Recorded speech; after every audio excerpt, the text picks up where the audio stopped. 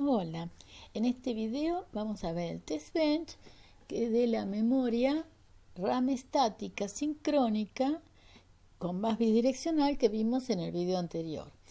Voy a usar procedimientos y los voy a ubicar en un package propio. Entonces tenemos el library IEEE, package Standard Logic 1164, package numeric standard, mi package, que en este caso lo voy a poner en la carpeta donde tengo todos los archivos y se llama work. La entidad, por ser entidad de un test bench, es vacía. En la parte declarativa de la arquitectura, entre el is y el begin, tengo la definición del componente, luego dos constantes que corresponden a la cantidad de bits y de líneas de direcciones que voy a usar en el test bench y que conviene ponerlas como constantes, así si después se quiere probar con otra cantidad de líneas o de bits, entonces es fácil hacer el cambio. Le llamará la atención los valores pequeños, porque son 4 líneas de direcciones, es una memoria de 16 posiciones de memoria, pero yo estoy pensando en hacer una simulación y es conveniente tener pocas líneas porque es más fácil interpretar los resultados.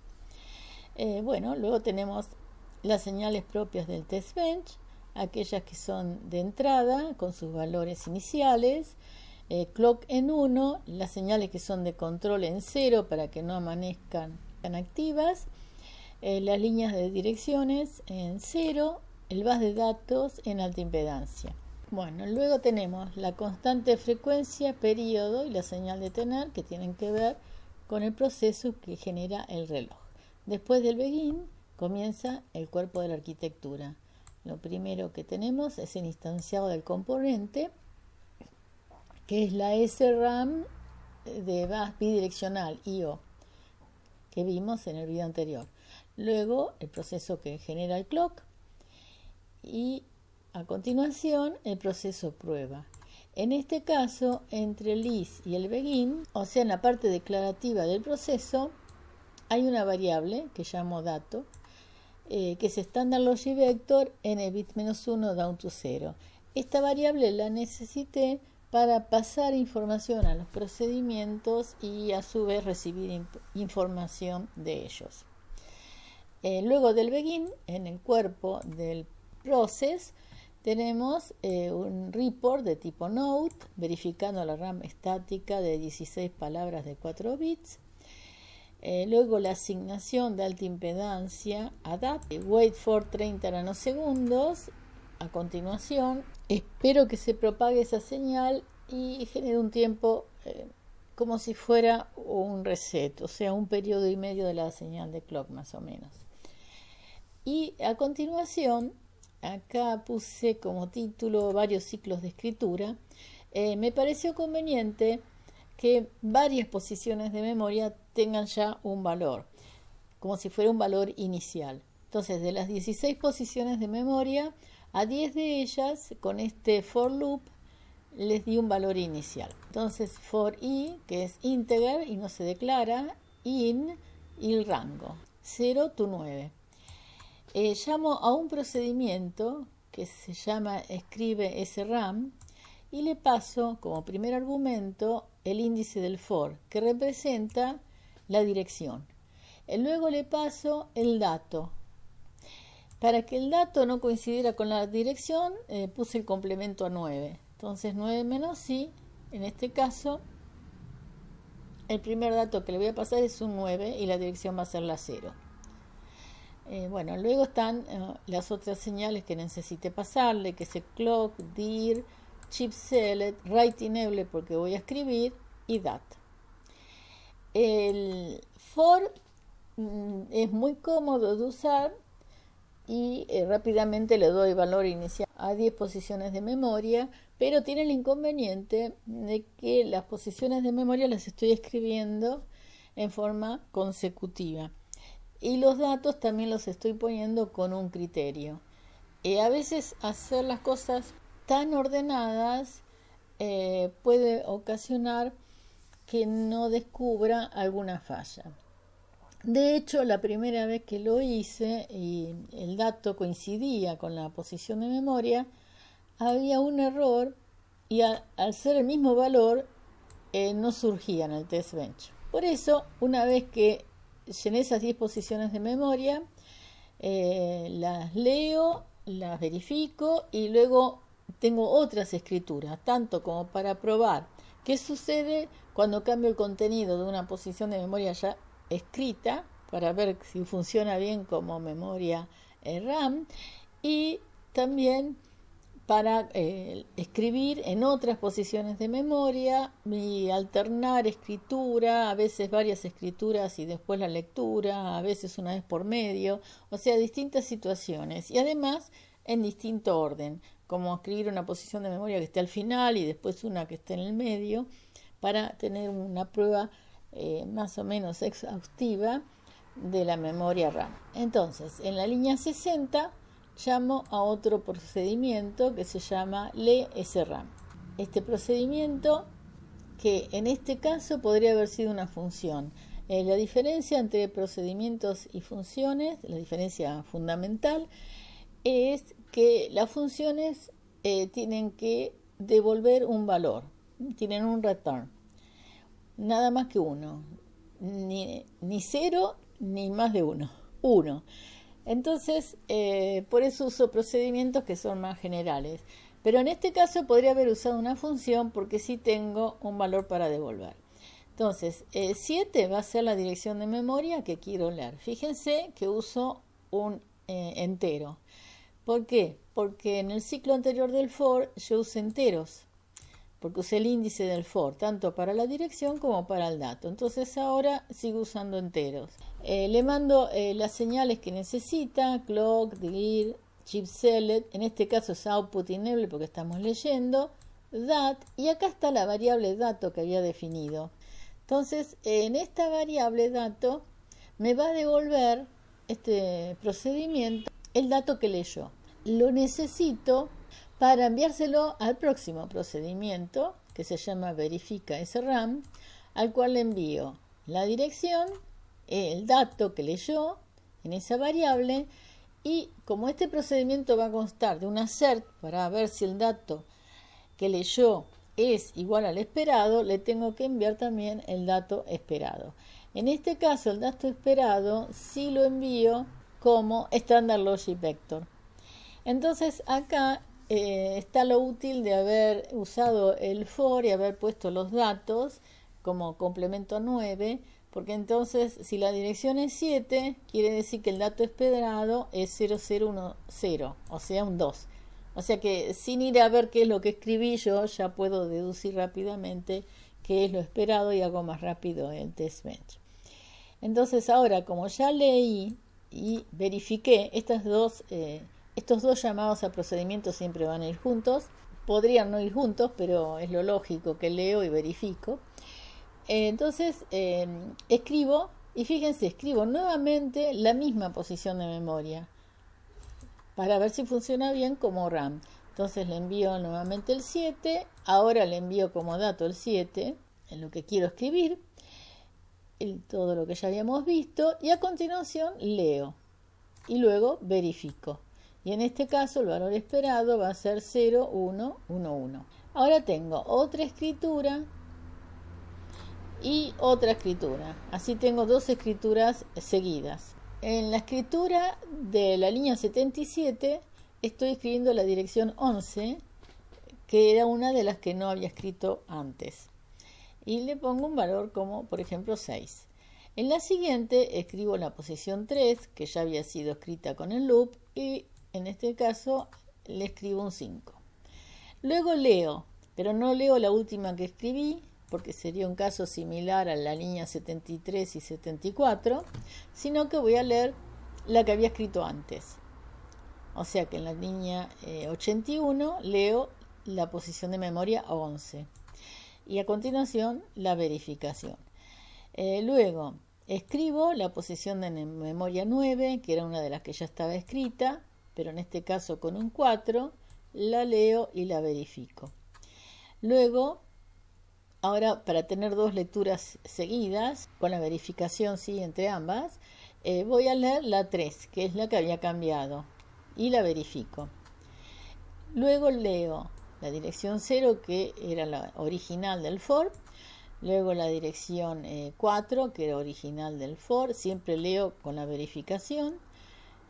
Luego escribo la 5, cambiando el valor por 13. Luego escribo la 15, que no había sido escrita, escribiendo un 10. Y leo ambas, primero la 5 y después la 15, con la verificación. Entonces, al definir procedimientos, el test bench quedó muy sencillo y entendible. Entonces, ahora lo que nos queda es ver estos procedimientos en el package.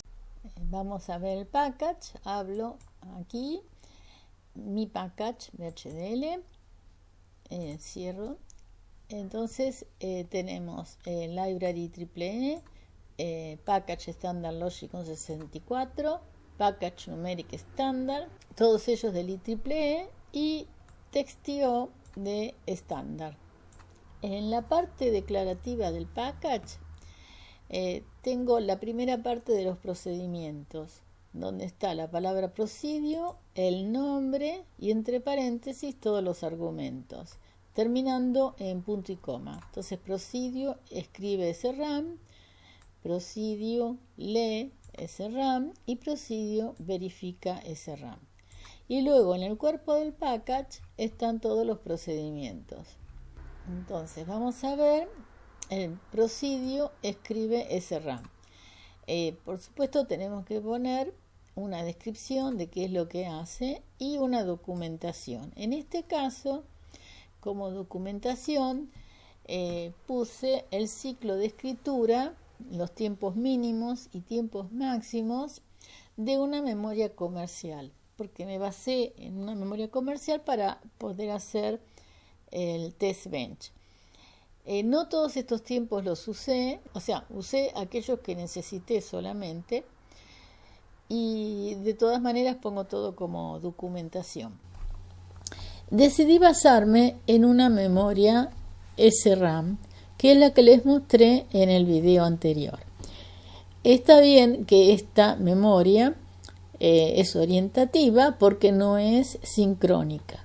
Entonces yo me ocupé de generar el sincronismo. No tengo la hoja de datos de una memoria SRAM sincrónica, de manera que lo hice según mi criterio. Y también estuve analizando la frecuencia con la que debería actuar. Entonces, del estudio del test bench y de la simulación, llegué a tener una idea de esa frecuencia mínima, que se va a entender perfectamente al ver las formas de onda. Entonces respeté los tiempos que decía la hoja de datos. Bueno, veamos el procedimiento escribe RAM. En la documentación del ciclo de escritura, lo primero que encuentro son los tiempos mínimos. Si bien es un comentario, está preparado como para incluir en el código. O sea, lo declaro como una constante con el nombre que tiene en la hoja de datos. Es de tipo time, por si lo quiero usar, y le asigno un valor que corresponde al tiempo mínimo que dice la hoja de datos para write cycle time. Fíjense entonces acá a la derecha la hoja de datos. Lo primero que tenemos son las direcciones, las address, y está señalado con esta línea vertical cuando van a estar válidas. A partir de ese momento hasta que cambian las direcciones y están válidas las nuevas direcciones, ese es el tiempo TWC, Write Cycle Time, que hay que respetar, que tiene un mínimo de 100 nanosegundos. Este dato es fundamental cuando haga mi procedimiento, porque voy a tener que ir agregando tiempos para sumar como mínimo 100 nanosegundos, o sea que lo tengo que respetar. Después me encontré con un problema que no está especificado el tiempo desde que están válidas las direcciones hasta que chipselect esté válido. Si no está especificado, no tiene importancia. Entonces yo, como tenía que ir sumando con todos los tiempos de propagación los 100 nanosegundos, y además tenía que sincronizar estas señales para transformar esta memoria en una memoria sincrónica, les puse en general que cada señal cambia después de un flanco creciente de clock y le fui sumando además tiempos de propagación. Sí tenemos especificado el tiempo desde que las direcciones están activas hasta que está activa la señal de Right Enable.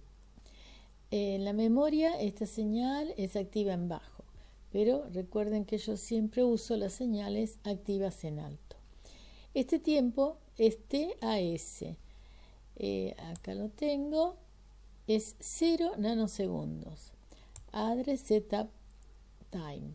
Como tenía libertad para elegir el tiempo desde direcciones válidas hasta chipselect válido y también desde direcciones válidas hasta Right Enable válido, lo que hice para sincronizar la memoria es agregar entre las direcciones válidas y chipselect válido un flanco creciente de la señal de clock y luego agregué tiempos de propagación hasta que esté válida la señal de Right Enable.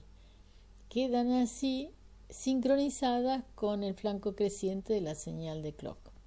Otros tiempos que tuve que respetar son TC, W, chipselect to en o right.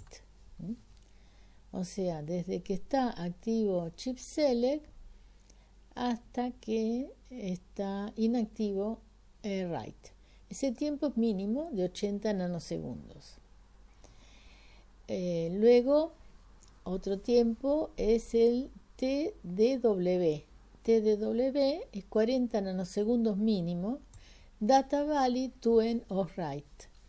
Entonces, desde que yo puse los datos válidos, no pude poner inactiva la señal de write hasta que por lo menos no hubieran transcurrido 40 nanosegundos.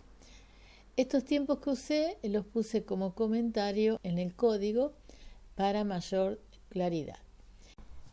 Bueno, veamos entonces ahora el código. Procedure, escribe SRAM, constant, direct, o sea, la dirección que voy a escribir, la dirección de memoria en la que voy a escribir.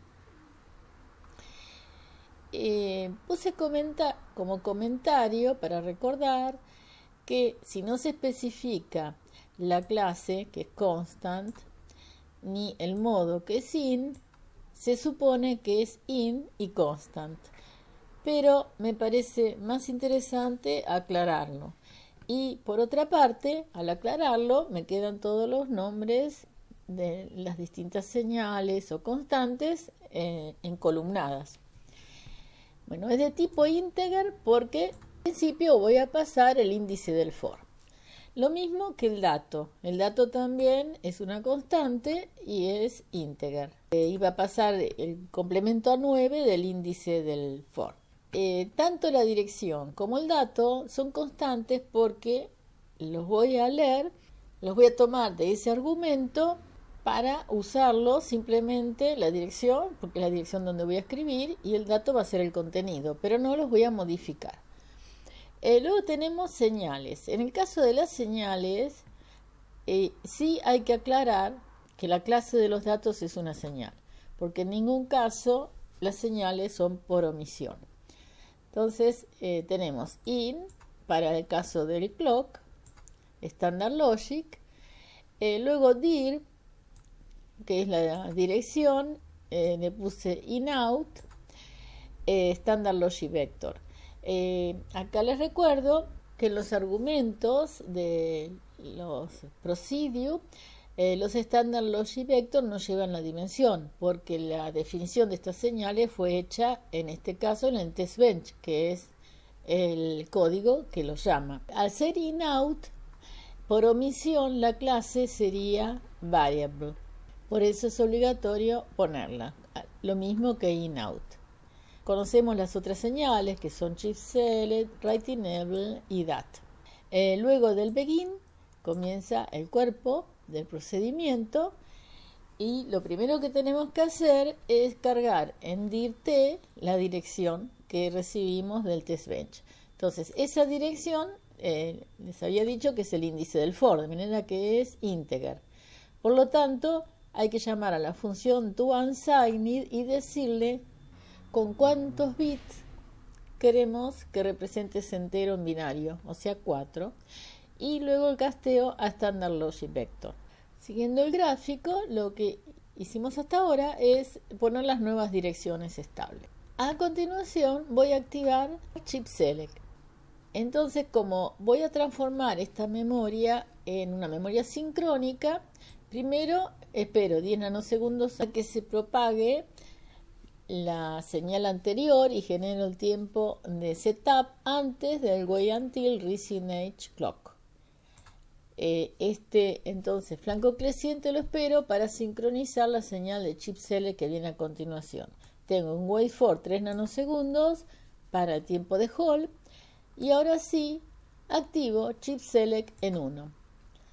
Espero 3 nanosegundos que se propague esa señal y también genero el tiempo de setup. Espero con wait until rising age clock, o sea, otro flanco creciente de la señal de clock, para sincronizar ahora la señal de write. Wait for 3 nanosegundos es el tiempo de hold y luego activo write con 1. Espero que se propague y genero nuevamente el tiempo de setup. Espero entonces otro flanco creciente de la señal de clock, su tiempo de hold. Y ahora sí, en la dirección de memoria, escribo el dato. Entonces, el dato que recibí, que es integer, nuevamente uso toUnsigned, le digo que son 4 bits, hago el casteo a Standard Logic Vector y se lo asigno a dat. Y ahora espero wait for 40 nanosegundos. Esto es un tiempo de propagación, pero al mismo tiempo es para que ese dato esté estable ese tiempo. Fíjense, el comentario era TDW mínimo 40 nanosegundos. Es desde data valid to end of write. Nos fijamos en el diagrama temporal, desde que escribí el dato hasta que la señal de write deja de estar activa. Quiere decir que por lo menos tienen que pasar 40 nanosegundos hasta que yo inactive la señal de write.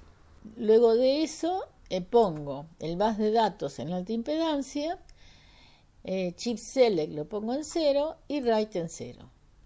En este caso hice todos los cambios sin esperar ningún ciclo de reloj. No siempre es necesario, para que sea sincrónico, esperar un flanco creciente del reloj. Luego sí tengo un tiempo, wait for 5 nanosegundos, que es TWR, es un tiempo mínimo de Write Recovery Time. Entonces lo vemos en el diagrama, aquí está, o sea, fíjense, desde que write deja de estar activo hasta que cambian las direcciones. Entonces, ahora está preparado para que yo, a continuación, por ejemplo, podría escribir otra dirección. Y nos falta hacer el control del tiempo total, que había dicho que TWC, que está indicado acá, tenía que ser como mínimo 100 nanosegundos. Entonces, tengo un wait for 10 nanosegundos. Primero contamos así. Luego tengo 3, tengo 13, otros 3, o sea 16, otros 3, 19, otros 3, 22, otros 3, 25, luego 40, van 65 y me faltan 35, que los obtuve con los flancos crecientes de la señal de clock. Entonces yo acá tengo 3 esperas. ¿Cómo sé cuánto espera en cada caso? Bueno, es un test bench donde yo he fijado la frecuencia del clock y sé también entonces el periodo, que es de 20 nanosegundos. Cuando comienza el proceso hay una espera de 10 nanosegundos. No sé en qué momento va a caer el flanco creciente de clock, pero yo hago una interacción entre lo que voy escribiendo en el test bench y al mismo tiempo voy simulando. Entonces me fijo esas relaciones con las formas de onda de la simulación. Y ahí acoto los tiempos de propagación. Por ejemplo, podría haber cambiado alguno de estos tiempos de 3 nanosegundos si fuera necesario. Ahora, llegando a este flanco creciente, hasta el próximo, yo he escrito una demora de 6 nanosegundos. Quiere decir que allí hay que sumarle 14 más, porque cada 20 nanosegundos viene un flanco creciente. Entonces, hay una interacción entre el test bench que estoy escribiendo y las formas de onda que puedo mirar. Observándolas y viendo los tiempos en la simulación, veo si llegué a ese mínimo. Y en realidad llegué exactamente a 100 nanosegundos, como vamos a ver a continuación en la simulación. Otros tiempos que tenemos que verificar son TCW, lo vemos acá, TCW es de Chip Select to End of Write, como mínimo 80 nanosegundos. Y el otro es TWP, como mínimo 60 nanosegundos, es el ancho del pulso de write. Entonces, veamos el ancho del pulso de write, desde que lo escribo en 1 hasta que lo pongo en 0, en esta línea. Entonces, pasaron 17 nanosegundos hasta el flanco creciente de clock, y luego tenemos 43 nanosegundos en total, de manera que da justo 60. Entonces, desde chip select en 1 hasta el flanco creciente de clock, el primero de ellos, hay 17 nanosegundos. Y luego tenemos 20 hasta el próximo flanco y luego tenemos 43. Estos 40 más estos 3. Esa cuenta da 80. Entonces estamos cumpliendo con los tiempos mínimos que dice en la hoja de datos. Vemos ahora el procedure LSRAM. Documenté los tiempos de un ciclo de lectura sacando los datos de una memoria en particular. Tenemos los tiempos mínimos y los tiempos máximos. En el caso de los tiempos mínimos, uno importante que tuve en cuenta es el Read Cycle Time de 100 nanosegundos, que se llama TRC. Podemos ir viéndolos en el diagrama temporal que da el fabricante de la memoria, que está especificado aquí, TRC. Entonces, fíjense en este diagrama que siempre comienza el ciclo en el momento que está estable la nueva dirección de memoria. O sea que tenemos que comenzar siempre por escribir la dirección de memoria que queremos leer.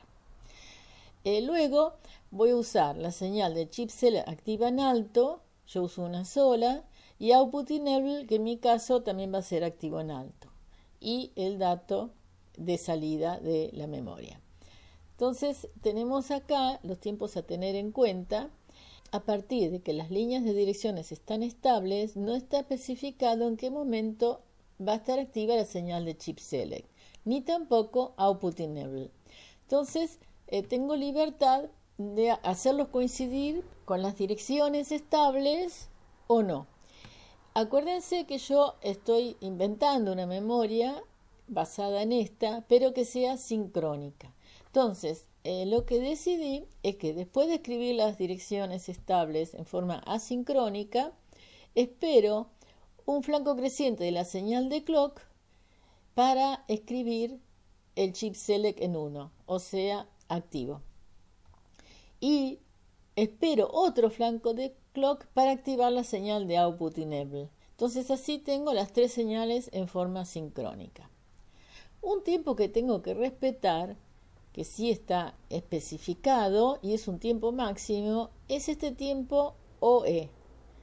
Fíjense acá, tengo en el código tiempos máximos y tiempo output enable de 45 nanosegundos. Es output enable to output valid. O sea, desde que activé la señal de output enable hasta que tengo los datos válidos, o sea que salieron de alta impedancia. Ese tiempo es un tiempo máximo. Entonces tengo que de alguna manera generar un valor menor o igual a 45 nanosegundos en el código. Bueno, vamos a ver entonces cómo es el procedimiento LSRAM. Luego tenemos la dirección que le voy a mandar en el test bench, va a ser una constante porque directamente la vamos a usar para leerla y no la vamos a cambiar. Y es in porque va a entrar desde el test bench de tipo integer. Recuerden que era el índice del for. Cuando el modo es in, la clase es constant por default y el modo in también es el modo por omisión. Porque en algún caso, como el siguiente, con el clock, es signal y signal no es nunca por omisión. O sea que para in es obligatorio que yo ponga signal, si no va a considerar que es una constante. Luego, para el modo in-out, la clase por omisión es variable. Pero como yo tengo señales, también tengo la obligación de poner que es una señal. Y en el caso de la variable, para el modo out, por omisión también es variable, no hubiera necesitado, pero es mucho más prolijo. Y aparte no me tengo que acordar de memoria. Entonces tenemos las señales clock, dir, chip select, output enable, dat y la variable dato. ¿Por qué tengo una variable? Fíjense que no tiene la T, que no es propia del test bench. Tengo una variable porque ese es el valor que necesito que devuelva el procedimiento. Los demás son valores que voy a escribir, a lo mejor. Por ejemplo, chip select lo voy a activar o no lo voy a activar. Pero el dato, que es el dato que leo, necesito devolverlo al test bench porque el test bench lo va a tener que usar para llamar a otro procedimiento que verifique si ese dato que leyó era el esperado. Es información que se van a intercambiar los dos procedimientos, por eso es una variable. Pero no es una variable propia del procedimiento.